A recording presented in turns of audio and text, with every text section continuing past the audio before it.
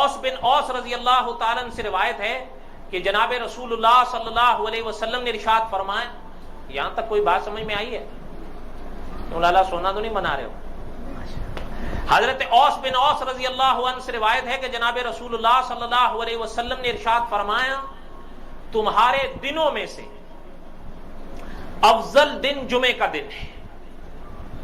اسی میں حضرت آدم علیہ السلام کو پیدا کیا گیا, اسی میں ان کا انتقال ہوا, اسی میں سور پھونکا جائے گا اور اسی میں لوگوں پر قیامت قائم ہوگی. تو پتہ چلا کہ کون سا دن قیامت ہوگی. اچھا اگلی بات سنیے, یہ میں نے پہلے بھی آپ کو بتایا تھا, ابو داؤد شریف کے حوالے سے آ رہی ہے, اس کو بھی دھیان سے سنیے. حضرت ابو ہریرہ فرماتے ہیں رضی اللہ تعالیٰ کہ جناب رسول اللہ صلی اللہ علیہ وسلم نے ارشاد فرمایا ہر جانور جمعے کے دن جب صبح ہوتی ہے حتیٰ کہ سورج طلوع ہو جائے اس کی چیخ نکلتی ہے قیامت کے خوف سے, مگر جن اور انسان ان کے سامنے دنیاوی کساوت اور ایمان بالغیب کے پردے ہیں, اس لیے یہ مستثنا ہے. بات سمجھ میں آئی ہے؟ سمجھ میں آئی ہے کہ نہیں سمجھ میں آئی ہے؟ سمجھ میں نہیں آئی؟ کیا بات سمجھ میں نہیں آئی؟ میں پھر دوہرا دیتا ہوں. حضرت ابو ہریرہ رضی اللہ تعالیٰ عنہ فرماتے ہیں جناب رسول اللہ صلی اللہ علیہ وسلم نے ارشاد فرمایا ہر جانور جمعے کے دن جب صبح ہوتی ہے حتیٰ کہ سورج طلوع ہو جائے اس کی چیخ نکلتی ہے. کیوں؟ پچھلی حدیث میں حضور نے کیا فرمایا کہ قیامت کون سے دن قائم ہوگی, اور جب تک جمعے کی صبح نہ ہو, سورج مشرق سے نہ نکلا ہو تو پتہ تو نہیں چلے گا کہ قیامت آ رہی ہے یا نہیں. اور جب مشرق سے سورج کا کنارہ طلوع ہو جائے گا تو پتہ چل گیا کہ آج کا جمعہ قیامت کا نہیں ہے. حضور نے فرمایا اس کی وجہ سے ہر جاندار کی چیخ نکلتی ہے سوائے جن, اور اس لیے کہ ان کا ایمان بالغیب اللہ نے برقرار رکھنا ہے. اگر یہ بھی یہ چیخیں سن لیں تو آپ اور ہم تو یہاں سے اٹھیں گے ہی نہیں, یہ تو بھرے رہیں گے, بلکہ سارا ہانگ کانگ کیا ساری دنیا کم ہو جائے گی. کیوں؟ اس وقت بھی عدد کے لحاظ سے دنیا میں مسلمان سب سے اول نمبر پر ہے, اور آ رہا ہے اور آئے گا. ہر آنے والے دن اسلام کا اضافہ ہے.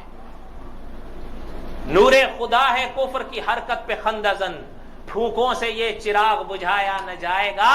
جو محمد الرسول اللہ نے چراغ جلایا تھا وہ بڑھ رہا ہے, وہ بڑھے گا. اور حضور نے فرمایا قرب قیامت میں, قیامت سے پہلے ایک وقت آئے گا کہ میرا پیغام, میرا کلمہ ہر گھر میں پہنچے گا, ہر گھر میں پہنچے گا, اسے کوئی روک. اور اللہ میاں اس بات کے لیے ہمارے محتاج بھی, یاد رکھیے گا, اللہ میاں کی شان ہی نہیں ہے کہ وہ کسی چیز میں محتاج ہوں. ٹھیک ہے, آگے سنیے. اب بات سمجھ میں آ گئی؟ آگے سنیے. حضرت لبابہ رضی اللہ عنہ فرماتے ہیں, تھک گئے ہو؟ حضرت لبابہ رضی اللہ تعالیٰ فرماتے ہیں کہ جناب رسول اللہ صلی اللہ علیہ وسلم نے ارشاد فرمایا کوئی مقرب فرشتہ, کوئی آسمان, کوئی زمین, کوئی ہوا, کوئی پہاڑ اور کوئی سمندر ایسا نہیں. اچھا تھوڑا سا میں آپ سے سوال کروں تاکہ مجھے لگے آپ بھی جاگ رہے ہیں. فرشتے کتنے ہیں؟ 4 نہیں ہے بابا. فرشتوں کا عدد کون جانتا ہے؟ کون جانتا ہے؟ ایک بات درمیان میں عرض کر دوں, مفتی امداد اللہ انور صاحب کی ایک مستقل کتاب ہے فرشتوں کے عجب حالات, اگر مل جاتی ہے عام اس کو خرید کے پڑھیں. وہ فرشتوں کے حالات پر ہے. اور سنیے, ہندوستان کے ایک عالم نے مجھے خود بتایا تھا کہ میرے اوپر ایک آزمائش ایسی آئی تھی کہ اس سمے آزمائش پہ آزمائش, شاید میں اپنا ایمان کھو دیتا, لیکن اس کتاب نے ظاہری طور پر میری ایمان بچایا ہے.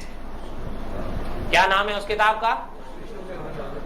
اردو ہے تو اصل عربی کی کتاب, اس کا حضرت نے ترجمہ کیا ہے اور بڑا زبردست کیا ہے. آپ میں سے کسی کے پاس ہے؟ آپ لوگوں نے پڑھ لی ہے؟ پڑھ رہے ہیں, چلے ماشاءاللہ. اور آپ بھی اس کو پڑھیں. اگر نہ سمجھ میں آئے تو میرے پاس آئیں, میں پڑھاؤں. مسئلہ یہ ہم تو بیٹھے ہیں, کوئی آدھا نہیں ہے پڑھنے کے لیے, میں پڑھا دوں. اچھا, فرشتوں کی تعداد اللہ جانتے ہیں کہ کتنے ہیں, ٹھیک ہے, اللہ جانتے ہیں کہ کتنے ہیں. جو وہ بتا رہا ہے وہ افضل فرشتوں کے عدد ہے. وہ کیا ہے؟ وہ افضل ہے. لیکن چلیں یہ بھی ماشاءاللہ وہ کیا کہتے تھے، وہ ہمارے وہ ایک دوست تھے کہ گرتے ہیں شاہ سوار ہی میدان جنگ میں. اور کیسی میدان میں قدم تو رکھا ہے آپ اور ہم تو اسی میں گئے گزرے ہوئے ہیں. آپ لوگوں نے کوئی، میں سمجھ رہے ہیں، میں اشارہ کر کے کسی میں تو قدم رکھو. اٹھے گا وہی جو گرے گا، اور جو گرے گا وہ اٹھے گا.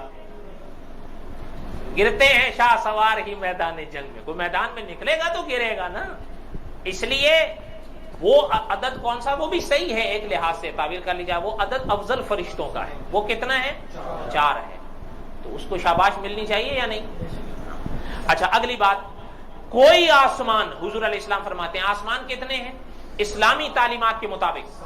کتنے ہیں؟ اچھا کوئی زمین، اور زمینیں کتنی ہیں؟ کوئی ہوا، ہوائیں کتنی ہیں؟ ہوائیں کتنی ہیں؟ قرآن مقدس میں ایک سورت ہے، اس سورت کی تفسیر میں علماء نے لکھا ہے ہواؤں کی 8 قسمیں ہیں. کتنی ہیں؟ اب وہ تو سنانے کی ضرورت نہیں ہے نا. آئیے، کوئی پہاڑ، کوئی سمندر ایسا نہیں جو جمعے کے دن سے نہ ڈرتا ہو.